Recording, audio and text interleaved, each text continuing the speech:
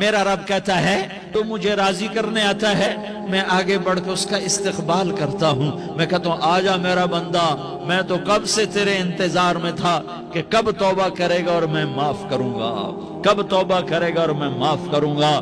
اللہ کو اپنا بناؤ، اس کے در پر جھکنے کے ساتھ ہمارے گناہوں کی حیثیت ہی کوئی نہیں ہے۔ بنی اسرائیل میں ایک آدمی نے 99 قتل کیے، اس کو خیال آیا میں توبہ کروں، ایک عبادت گزار کے پاس گیا اور اس سے پوچھنے لگا میں نے 99 قتل کیے ہیں، میری توبہ ہو سکتی ہے؟ اس نے کہا ہرگز نہیں، تو بڑا ظالم ہے، تیری کوئی توبہ نہیں۔ اس کو غصہ چڑھا، اس نے اسے بھی قتل کر دیا، 100 کر دیے۔ پھر اس کو خیال آیا میں توبہ کروں، تو وہ ایک عالم کے پاس گیا اور اس سے پوچھنے لگا میں نے 100 قتل کیے ہیں، کیا میری توبہ ہو سکتی ہے؟ کہ بیٹا کیوں نہیں ہو سکتی توبہ؟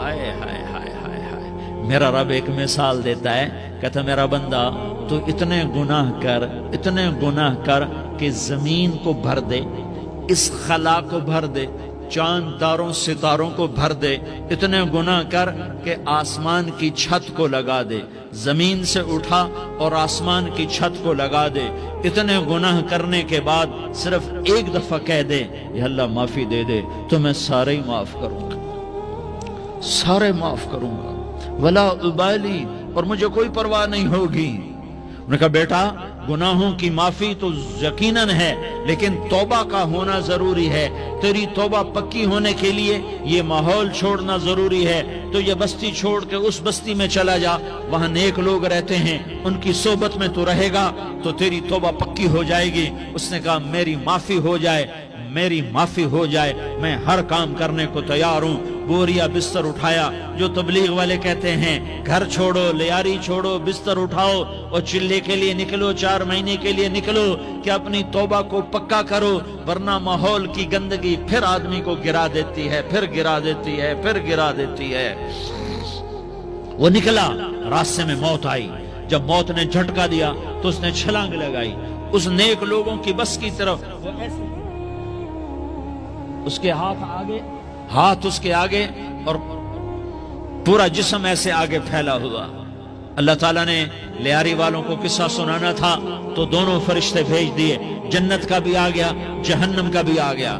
جہنم والے کہنے لگے مجرم ہے ہتھ کڑی لگاؤ، جنت والے کہنے لگے مہمان ہے سہرے پہناؤ۔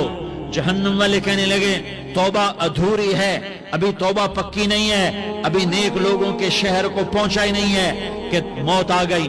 اور جنت کے میں کہنے لگے نہیں نہیں نہیں، توبہ ارادے سے ہو جاتی ہے، ارادہ کر لیا توبہ ہو گئی، ہمارا مہمان ہے۔ اللہ نے تیسرا فرشتہ بھیجا، جاؤ فیصلہ کرو۔ کیا فیصلہ کرو؟ وہ یہاں مرا پڑا ہے، یہ اس کی بستی ہے، یہ نیک لوگوں کی بستی ہے، وہ یہاں مرا پڑا تھا۔ اللہ تعالیٰ نے کہا فیصلہ کیا کرتا ہوں کہ یہ فاصلہ ناپو، اگر گھر کے قریب ہے تو دوزخ والے لے جاؤ، اگر نیک لوگوں کی بستی کے قریب ہے تو جنت والے لے جاؤ، یہ میرا فیصلہ ہے۔ ہائے ہائے واہ میرا رب، میں تیرے قربان۔ ہوا کیا تھا؟ وہ گھر کے قریب تھا اور نیک لوگوں کی بستی سے دور تھا۔ جب ناپنے لگے تو اللہ تعالیٰ نے ادھر والی زمین سے کہا جو نیک لوگوں کی بستی کی طرف سے تھی، اللہ تعالیٰ نے اس زمین سے کہا سکڑ جا، اور جو گھر والی زمین تھی اس کو کہا پھیل جا۔